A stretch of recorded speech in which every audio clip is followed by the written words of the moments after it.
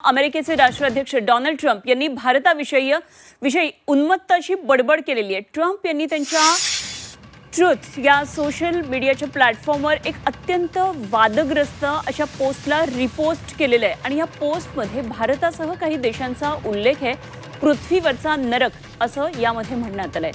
तर हा सर्व वाद अमेरिकेतला प्रसिद्ध रेडिओ होस्ट मायकल सॅवेज याच्या एका पोस्टमुळे सुरू झालाय।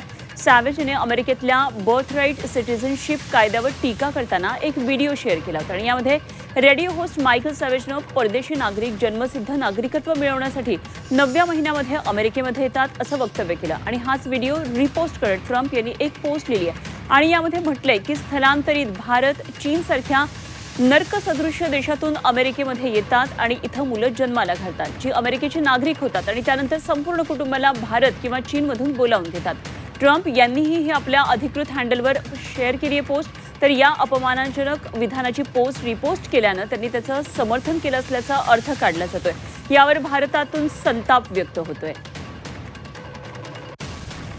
ट्रम्प यांनी होस्ट मायकल सॅवेजची जी पोस्ट रिपोस्ट केली आहे त्यामध्ये नेमकं काय म्हटलं एकदा आपण पाहूया। हा सगळा मुद्दा ग्राफिक्सच्या माध्यमातून ट्रम्प यांच्याकडून रेडिओ होस्ट मायकल सॅवेजचा व्हिडिओ पोस्ट करण्यात आलेला आहे।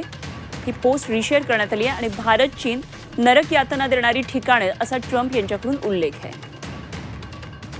स्थलांतरित भारत चीनमधून 9व्या महिन्यामध्ये अमेरिकेमध्ये येतात। अमेरिकेमध्ये येऊन मुलं जन्माला घालतात। त्यानंतर संपूर्ण कुटुंब अमेरिकेमध्ये घेऊन येतात।